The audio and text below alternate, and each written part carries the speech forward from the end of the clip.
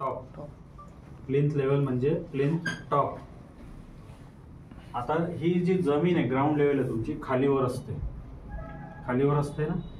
सपाट आहे याची गॅरंटी नाही तुम्हाला दिसलं जरी सारखं तरी ते सारखं असेलच असं नाही सांगताय, खालीवर असू शकते. मग प्लिंथचा टॉप एकाच लेवलला पाहिजे तर तुम्हाला एक लेवल पासून मोजत यावं लागेल. आणि प्लिंथचा टॉप काय राहतो, तो रस्त्यापासून तुमचा उंच पाहिजे प्लिंथ.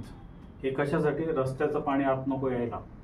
इथे जर असेल आणि हा जर रस्ता आहे तर आतमध्ये पाणी येईल, म्हणून आपली प्लिंथची लेवल रस्त्यापेक्षा उंच पाहिजे.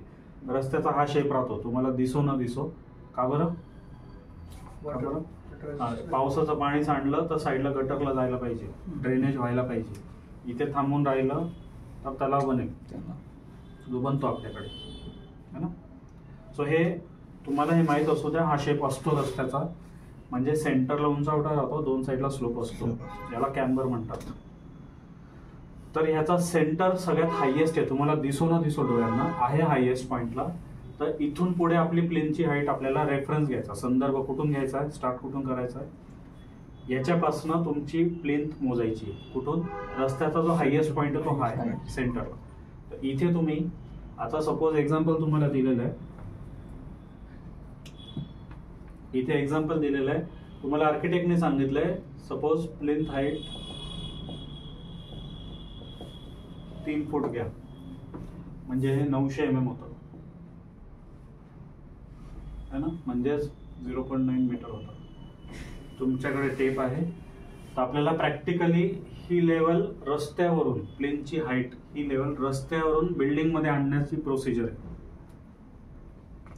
तर हे आणण्यासाठी तुम्हाला आधी तर इथे 3 फूट कुठे येत आहे, हा एक दांडा धरायचा, पाईप असेल, दांडा असेल, फळी असेल, प्लाय असेल, चावी असेल, काही पण पट्टी असेल, त्याच्यावरती इथून 3 फूट हाईट मार्किंग एक करायचं. कशाने? मार्कर पेनने. ही हाईट मार्क करून घ्यायची. आणि मग ह्याचा ही लेवल आता प्लिंथ वरती रस्त्यावर मार्क झालेली आहे. याच्याप्रमाणे तुमच्या रस्त्यापासून पहिला जो कॉलम येतोय तुमच्या बिल्डिंगचा जवळचा, तिथे हे ट्यूब नाही वापरायची. जर आता तुम्ही धरायचं हे लावून दे. आता इकडे 2 जणांनी या इकडे, कोणी पण 2 जणांनी, ज्यांच्या आता व्हिडिओ नाहीये, 2 जणांनी धरायचं.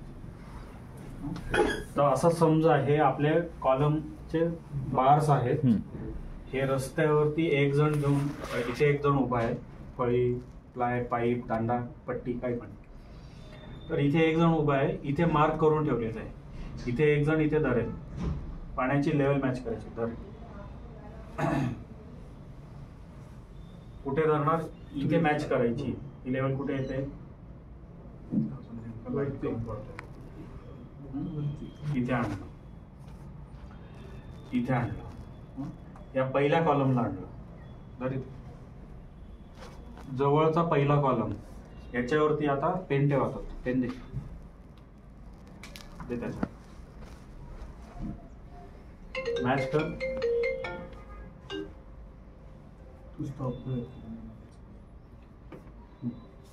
तू काय करणार? ही लेवल मॅच करणार. आणि तुझं काम बघायचं काम नाही, फक्त इथे होल्ड करायचंय. इथे ठेव, असं ठेव, असं बाहेरून धरलं.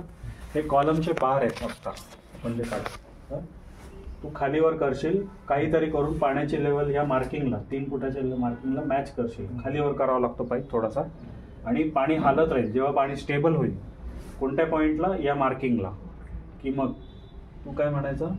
कायम आहे. काय म्हणायचं? कायम. आठवलं का त्या दिवशी कायम आहे बोललो तो?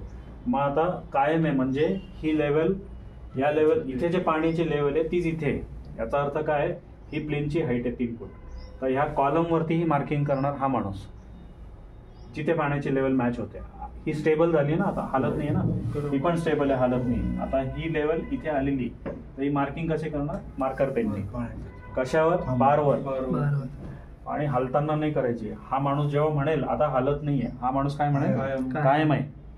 कायम आहे म्हटल्यानंतर हा माणूस, त्याचं काम तेवढंच आहे, जिथे पाण्याची लेवल दिसेल बारवरती ती मार्किंग करायची.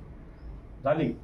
प्लेनचा टॉप, प्लेनची लेवल रस्त्यावरून बिल्डिंग मध्ये आणली तुम्ही, है ना? आता हा माणूस इथे येईल आणि हा माणूस पुढच्या कॉलमला जाईल. या इथे मार्किंग आहे, मॅच करायची. तू लावून ठेवायचं एखाद्या याला, दिसू दे. नाही, ऍडजस्ट तू करायचं. हा, ही लेवल खालीवर करायची, मॅच करायचं याला जिथे असेल तिथे, आणि हल्लं नाही पाहिजे पाणी. झालं काय जिथे असेल तिथे. ठीक आहे, एक एक्झाम्पल बनवतो.